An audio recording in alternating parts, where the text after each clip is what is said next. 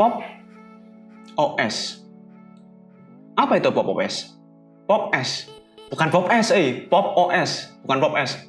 Buat kalian yang belum tahu, Pop OS adalah sebuah distro yang dibuat oleh sebuah perusahaan yang bernama Sistem 76. Yang pada dasarnya distro ini tuh berbasiskan Ubuntu yang di rebranding oleh Sistem 76. Nah, terus bedanya apa sama Ubuntu?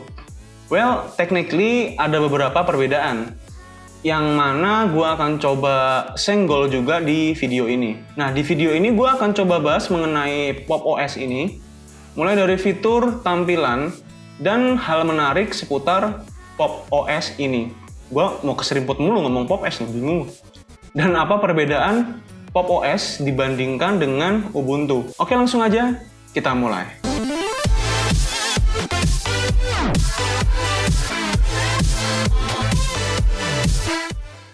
Seperti yang tadi udah gue sampaikan, Pop OS itu adalah sebuah distro Linux yang dibuat oleh sebuah perusahaan yang bernama Sistem 76. Siapa sih sebetulnya Sistem 76 ini? Sistem 76 adalah sebuah perusahaan manufaktur komputer yang berbasis di Denver, Colorado, yang memiliki spesialisasi pada penjualan notebook, desktop, dan server. Nah, kalian tahu nggak? Perusahaan manufaktur komputer yang menciptakan OS mereka sendiri? Yap, Microsoft dan Apple.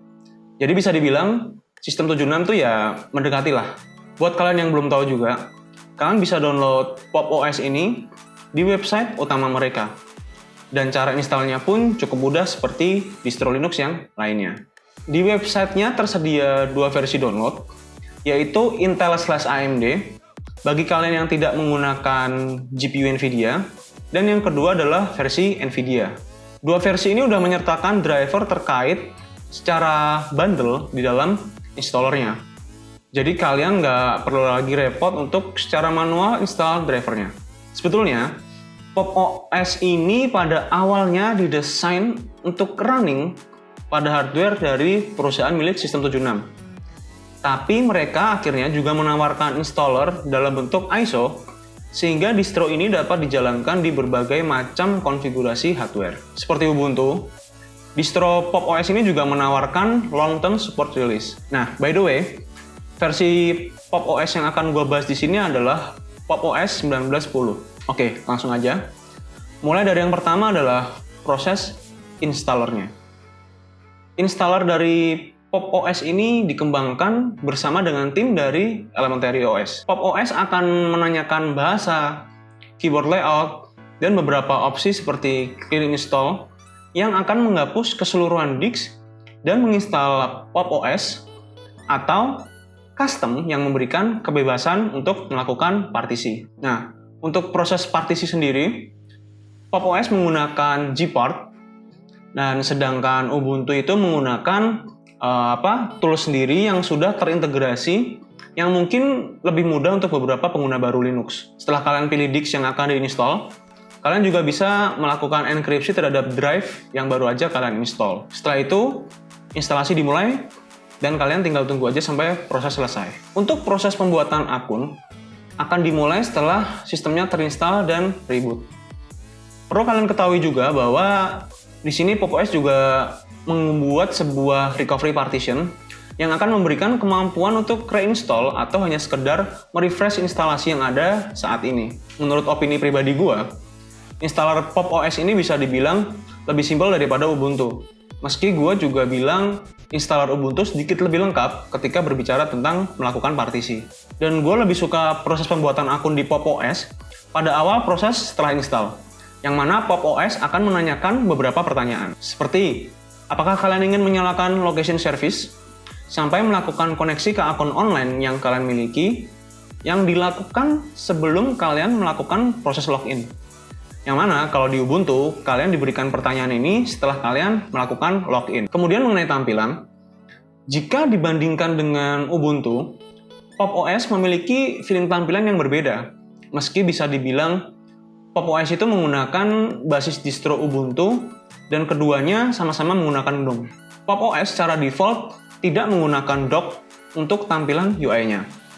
Kalian mesti install sendiri melalui GNOME Tweak Tools untuk dapat mengaktifkan dock dari Pop OS ini. Pop OS menggunakan tema buatannya sendiri yang menggunakan aksen warna kuning dan title bar yang cenderung lebih ke warna charcoal.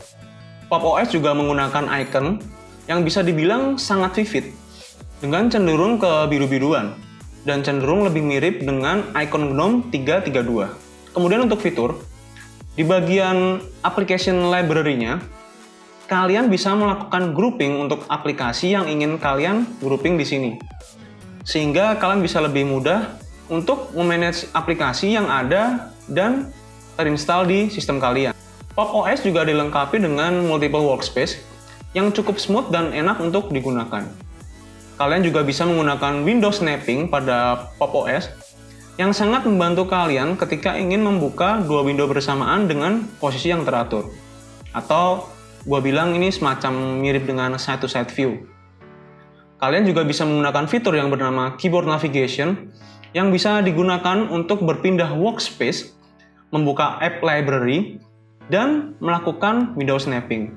Keyboard navigation ini sangat membantu untuk meningkatkan produktivitas dari proses pekerjaan kalian. Kemudian untuk halaman setting, Pop OS menggunakan approach side navigation yang muncul di dalam sebuah window independen. Semua keperluan konfigurasi ada di sini, seperti appearance, notification, online accounts, dan lain sebagainya. Kemudian untuk software, Pop OS secara default dilengkapi dengan Mozilla Firefox sebagai browser utama yang tersedia pada saat awal. LibreOffice yang dapat digunakan untuk melakukan aktivitas pekerjaan kantor, dan untuk email dilengkapi dengan aplikasi yang bernama Giri. Pop OS juga dilengkapi aplikasi kecil lainnya seperti Weather misalnya, untuk melihat cuaca, kemudian juga ada kalender, kontak, settings, file explorer, image viewer, dan sejenisnya. Untuk musik player maupun VNC client, Pop OS secara default tidak menyediakannya, yang artinya kalian mesti install sendiri menggunakan Pop Shop. Nah, kemudian untuk App Store-nya, Pop OS dan Ubuntu itu bisa dibilang sangat berbeda di sini. Di mana Ubuntu menggunakan GNOME software, sedangkan Pop OS menggunakan Pop Shop yang berbasiskan Elementary OS App Center. Pop OS juga melakukan tweak terhadap App Center-nya dengan menyertakan sebuah panel yang bisa kalian gunakan untuk menyalakan atau mematikan repository dan update dan menambahkan repo kalian sendiri sesuai dengan keinginan kalian. Pada dasarnya, Pop OS menggunakan repo yang ada di Ubuntu. Pop OS nggak dilengkapi dengan Snap Support, yang mana Snap Support secara default ada di Ubuntu. Pop OS dilengkapi juga dengan aplikasi yang bernama Eddy, yang berfungsi untuk melakukan handle terhadap package aplikasi. Dikarenakan Pop Shop tidak melakukan proses handling untuk package ini. Kemudian untuk performa, Pop OS dan Ubuntu sebetulnya menggunakan CPU usage yang bisa dibilang cukup mirip. Namun pada RAM-nya, Ubuntu lebih banyak menggunakan RAM jika dibandingkan dengan Pop OS.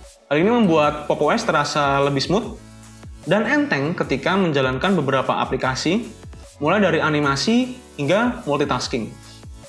Pop OS bisa dibilang cukup ringan untuk digunakan.